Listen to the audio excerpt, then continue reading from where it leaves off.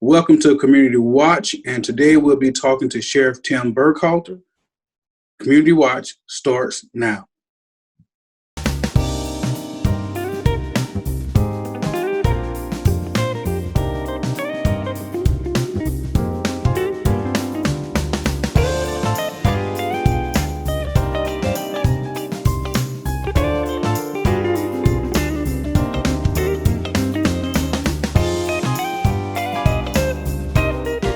Welcome to Community Watch. Greg, how are you doing? Fine, Doc, and yourself? I'm all right. You're looking sharp as always. Following your lead. No, I don't think so. But I appreciate the thought. We have one of our favorite guests on the show today, but I guess we need to do our fist bump first, don't we? Okay. The new tradition. But one of our favorite guests is with us today, Sheriff Tim Burkhalter. Welcome to the show, Sheriff. Honored, sir. Well, my first question is, what happened to make you decide that this was going to be the end of your run as sheriff? Because you have been sheriff, I believe, since 2004. So that would be 15, 16 years, if my math is right. So you finally have had enough. Why is that? That is correct, John. It is 16 years, and it'll be 35 total years with Floyd County. I started as a jail officer when I was 25 years old. And I remember when I started this job as a young jail officer in the jail, I would see these guys come in sometimes, these crusty old county policemen or deputies that they were kind of cynical and kind of, they were kind of getting where they were just, we'd all say, oh, that guy's burnt out. And they're burnt out. They need to take a break. And I always thought, man, I never want to ever become that guy. You know, if I ever get to be to that point, it's time to take a break and do something else. And I guess you get beat down in this job a lot. You come to the territory. You deal with a lot of negativity. There's never anybody really glad to see you unless they call you to tell you to come help them. Then after that, they want you to leave. We never deliver anything good to anybody. I don't know how I ever get elected because if I give them somebody something, it's either they got to go to court or they get sued or they get divorced. But it's amazing but this job, it constantly beats on you every day. And when I got elected sheriff, I did something that other sheriffs still think is kind of crazy. I put my phone number out here on the internet. And I wanted to be accessible. I said that I'm going to be accessible 24 hours a day, 7 days a week. I'm not going to hide from the issues we've got. If you need me, call me. And they have, and they did. And I don't shy away from that. It's been tough to do that. But I want to be accessible. And 16 years, I thought about running another time, but really, my goal is to get out of this uniform with some sense of my health and my sanity too. Keep my sense of humor and be able to walk out and leave it with someone good, in good shape, leave it better than I found it, and hopefully leave it with someone that cares about the place as much as I do and the people.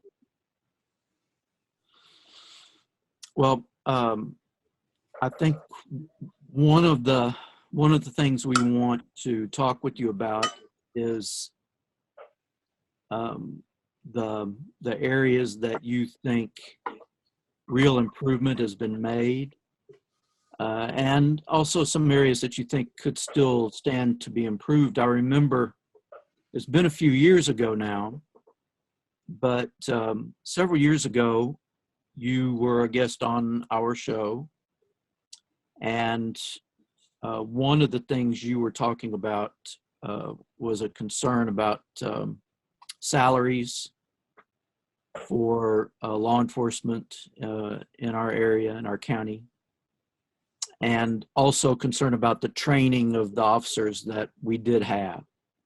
And you were concerned about those things. Where are we now in those areas? Are things better? Do you still have concerns? Where are we? Well, at that time when we met with you, we had a big movement to back the blue and get awareness in our community about salaries and retention and training and those types of things. We were losing officers to other counties, and we did that. The commission came to us. We started a compensation board. I was a part of it. We worked to, we did the studies and comparisons to other counties, and we got our salaries up to, we had a series of 3 parts of raises that we got, and we worked a compensation package that did well, and it has done well. And then later on, we revisited it with a retirement plan to help public safety and county employees get out of here, hopefully, without having to have a 65-year-old deputy or a policeman out here on the street fighting someone half his age and hooked up on drugs. We did that. Now, that was about four years ago. Unfortunately, this business moves very fast. It's not a Floyd County problem with retention and salaries. It's a nationwide problem. And other counties, it's right up the road, Bartow County, they up the raises. They're hiring, paying a whole lot more than we are. And Paulding County, they have upped the game. And so we're back into 3rd place, 4th place again. We wanted to have it so that the county officers would be compatible with the city, which as soon as we got caught up, even with the city, so we wouldn't have officers going back forth, well, they went ahead and upped the game a little bit more again, like a poker game. And we fall behind. And it's really, really hard to get out here and recruit nowadays, and keep people in this business. It's not a business that's pretty and shiny. We don't be able to offer them a whole lot more than you know, a good job. We don't lay off. Unfortunately, the pandemic put a hurt on a whole lot of people, but we're still shorthanded and we're still hiring, and we're actually getting more people to apply now because of this. We were 16 down just a few weeks ago, 16 officers short, and prior to this pandemic, we were getting maybe 4 or 5 people to put in applications, and they weren't very good folks. And you want to get good people in here that care, and then you want to keep them here. But to do that, you've got to be competitive. Sheriff, just for those who may not be familiar, because I think sometimes there's a confusion in the responsibility of law enforcement. Everybody just sees, I think a lot of people see all law enforcement one and the same. So what really are the primary duties of the sheriff department? You're absolutely right, Greg. We talk about that every single day. Although the sheriff is the chief law enforcement officer of the county, we are the only law enforcement agent that you yourself, the voters, get to pick and make that choice with. We primarily succeed of the daily operations of patrol, investigations, trafficking to our sister agencies, the city police, Rome police, and the county police, and they do a very good job of it. That leaves us with the staff that we've got to maintain this 850-man jail up here, which is the biggest county-owned building in Floyd County, and keep it staffed. And we also, besides running the jail, we're responsible for serving all the warrants, the criminal warrants, and the civil papers that they have, the forces, whatnot, where they have a B liens. We also took over the job for the constables, and we do evictions now and a lot of other unhappy things. We also have responsibility for Superior Court security. We've got 5 courts over there, actually 7, that we're responsible for their security. That's what we primarily do. We do assist in traffic. We do help in times we need to, but we really we're pretty busy doing just those primary things. You know, I can't help but wonder that being shorthanded, I mean, because that's a lot. That's a lot. And when you are shorthanded, and I guess it's a testament to your experience, but how do you manage that when you are like 16 down, officer short? Well, we have to try to work smarter. We try to, for example, right now we're 16 men down, but we are not, during the pandemic, we're not able to do a lot of the other things that we only get out there and serve the felony warrants, the aggravated warrants, the ones that are a danger to people. We're kind of rolling back on those types of things. Courts are shut down right now, or they're about to start back up, but we've been short. So we're able to roll some of those officers back over here into the man the positions at the jail. We're doing more of the judges have helped us out where we don't have to transport inmates to the courthouse now on a lot of the cases.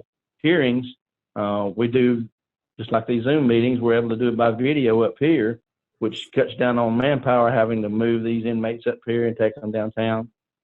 We're doing virtual visitation now, which means instead of us going back in the back and picking up an inmate and taking him up front to visit with someone, his mother or his wife or his aunt can sign on their computer at home and visit that way. The attorneys can visit that way now. So it's helped us in a way. This pandemic, if we have a silver lining, it's moved us to do things that we wanted to be able to do before we couldn't afford to do, that we all of a sudden can't afford to do now, where we're using less inmates contact, and it's easier for for grandma to have her grandson show her how to communicate on a computer with her grandson who's in jail, instead of her having to drive up here to the jail, be exposed to other people here in the parking lot and inside. It's a whole lot better visit for her, and it's save gas and everything else. So those are some of the things that we've been able to do being shorthanded. It still requires more people to do some of the things that we got to do.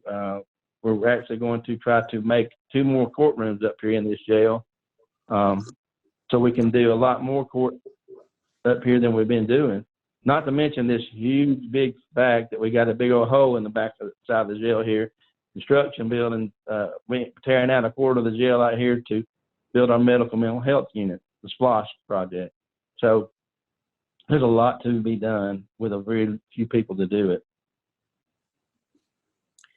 Sheriff, you mentioned changes in visitation that are the result of the pandemic. What about just operations inside the jail? What have you had to do differently? Well, we actually had to roll back outside search. We're not doing fingerprints right here. We're not allowing people in the jail at this level of security that we're at right now. We're not letting people other than probation officers, attorneys, judges, or those kind of people. And they've got to know when they come into jail, they've got to be tested just like everybody else. And they've got to go through the routine and wear a mask. Nobody comes into jail here without a mask. I'm in my office out front, or I'd have a mask on and you'd be trying to understand what I was saying. But when I come in and every other employee comes in the building, they're scanned by their temperature and ask their questions, and they wear a wristband that indicated that they've been tested. Same way at the courthouse. So we have shut down inmate movement. In fact, we've been going full bore. We got inmates back there making masks. Our female inmates are making. They're not N95 masks, but they're security. They help for our inmates. So not only is our staff wearing inmates, cooking staff, inmates are wearing masks. So our biggest concern, of course, is keeping COVID-19 out of our jail, and we have been working on that daily, every day, cleaning. We were contracting out very expensively to have the building fogged 3 times a week. So after we realized how much we were spending, and they did a very good job, we're able to purchase our own fogging machine, get our own materials, and now we do it. And so we're doing quite a bit of, this whole entire building is probably cleaned 3 times a day, fogged. At night, we have a staff come through and wipe everything down again. We have our temperatures checked twice a day here and at the courthouse and logged. And we're just really doing as much as we possibly can to conceivably make it as safe as we can, because one infection in this jail is going to be bad. Whenever someone's brought into jail, JONHERSHEY's brought in today, he goes into isolation for 14 days. We were able to move part of a cell block to make it a quarantine block, and you're sitting in that block for 14 days before you're moved anywhere else. And we at one point we had to pick up one a few weeks back in New York on an extradition, and we were able to convince the judge that maybe we could wait a few more weeks longer before we went and got him, because we didn't really want to go get him. We had to, and we really didn't want to bring him back. So we were able to manage that. But the court, the judges, everybody and the county commissioners, everybody has been very, very, very understanding. The public has been very understanding. It's uncomfortable a lot of times to wear these masks all the time. I hear griping about it all the time, but at the same time, it's what's happening. Yeah. Well, we need to take a break here, but please stay with us, and we will be back with a lot more discussion. Your life is filled with opportunities to show the world you can take charge. It's waking up each day with a mission. It's working each day toward a goal. It's choosing to rise. It's charging forward with a purpose. It's changing the course of your life and taking charge of your future. If you're ready to be a Take Charger, enroll at Georgia Highlands College today. Welcome back to Community Watch, and today we're talking to Sheriff Tim Burkhalter. And Sheriff, before we took our break, you was talking about all the procedures and the things you were doing to keep people safe in the jail. Have you had any positive cases with this? I hate to even say that without knocking on wood, but I am. So far, so good. We have been concerned about that every single day. We've had a case or two we were concerned about, but it would end up being the flu, which I would never have thought I'd ever look forward to getting a flu. But that's what we've had. We've had a couple of our employees that end up with the flu, but not the big word. Well, that's good news. I know you want it to continue that way. I wanted to ask, since you have been shorthanded, as you mentioned, you're getting more applicants now. Are you concerned still, as you were several years ago, about the quality of candidates that you're getting for positions and the training level that they have? Yes, sir, I am. For a long time, when I tested this job back in 1985, we had 135 people apply for 8 positions, and now we'll have typically 8 to 10 apply for 18 positions, and then you have the background check, the psychological, all the things you want to do to make sure you can root out a bad officer before you ever get him on your force. The things that we try to do, and we end up going negatives. But since this pandemic, there have been a lot of people out of jobs. A lot of the plants, there are somewhere they're laying off. And that the last time that we had a really big influx of good employees years ago was when Burkhalter, when they shut down and gave early retirement. We got a good group of folks in here. That's about the same time that we expanded the jail the last time. And some of the people that we are seeing that are applying right now, if we can keep them here, compensated, we may have some good folks coming in, and we're seeing it at the county police and the city police as well. We want to get a good police officer. There's so many different factors. You want to have people who want to do this, but you don't want to have the ones that can't wait to get in here, get a car key, get a gun, and hit the street. The best thing we have at this jail right here is a proving ground. That's what we call it. The best officers that are on those streets out there start in this jail, just like I did. You'll learn a lot about someone when they're in here dealing with difficult people, being screamed at, cussed at, threatened. You'll learn their tolerance and temperaments long before they ever get out here. You can determine the ones that you want in here and the ones that you don't. And I mean, it's a lot of training, and the ones that do come out here are usually the most balanced officers on the street. But I have seen some better applicants. When I went through a course this morning with some to check that I see when I bring them in here and swear them in, I can usually get a good idea of ones that's going to be here for more than a week or two. And we have had some walk out of here an hour after they've been here. It's not what they see on TV. It's just not. You know, when you were saying that about the number of applicants you're getting now because of layoffs, I guess there's also somewhat of concern for you that once the economy pick back up, will those people that you spent money and time and invested in, will they stay? So it's almost like a catch-22, is it not? It is exactly that, and we're trying our best to impart to them of the family atmosphere that we have here. We of what it's like versus, money is important and everybody likes money, but to have a good public safety officer, it's going to be more than the money. It's going to be the camaraderie that you share. You become very close with your people when you work here with them. We help each other when they're hurt. We do things to pick each other up, and there's other intangibles that we'll use and we'll try to do to keep good people here. That's what kept me here. I was offered many jobs over my lifetime here on my career, and I managed to stay. And Lord knows I never knew I was going to run for sheriff.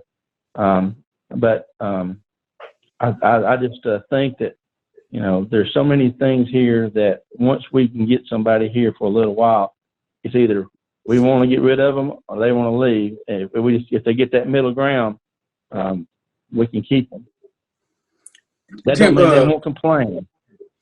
Another question I know Doc want to get in here, but in terms of diversity, do you find that you get a fair, well, you don't get a lot of people, you say apply, period, but of those people that apply, do a fair number of people of color apply for a job at the sheriff department? I would say in the past, we have had a hard time doing it. We have had a hard time doing it for the longest time. Recently, within the last year or two, we are really starting to balance out well. We try to change some of our recruitment tactics. We go to the schools, the high schools, and we go to trying to recruit off of the military bases, returning officers, cycling back in. But we are doing a much, much better job than we have in the past, and I'm really glad of that. Sheriff, I know there are a few people that have a sense of the community as much as you do, I'm sure, after these years. And I know you were present when One Community United began locally with some citizens that were hoping to improve race relations in the community in order to avoid any kinds of violent incidents like we have seen around the country. And here again, unfortunately, in Brunswick. So I guess my question is, given your understanding of where we are as a community, do you think that we need to worry about an incident involving police or not, in our county? Do we need to continue to support groups like One Community United to try and improve race relations to avoid something like that? First of all, yeah, I'm gonna worry about it. I worry about it all the time. All it takes is one officer. I've got 175. All it takes is one to make a mistake, and reflect bad on the rest of the other agencies. But I am a member of One Community United. I was from the start. I think it's a fantastic group because it brings all the people. It's like taking. It's like being quarantined. You're getting a shot by bringing the groups together and talking about things. Everybody having a voice at the table, and everybody being heard, and ideas and sharing. I admire it because a lot of these other communities don't do that. I know Rome's not a small community anymore, but we're still kind of cozy.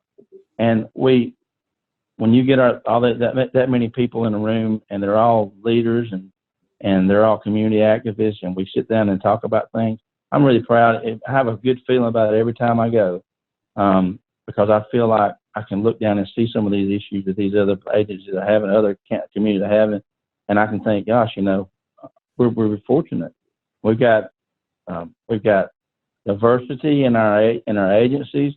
We've got Denise, me and Denise went through Leadership Rome at the same time back many years ago. Never thought she'd end up being the chief and I'd be the sheriff.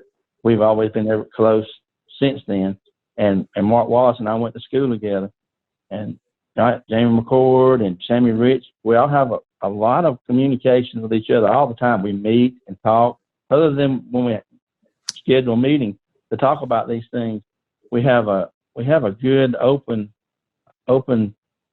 mic to the community, and I think the best way that we've got the opportunity to prevent it is to keep talking and to keep working at it, constantly working at it.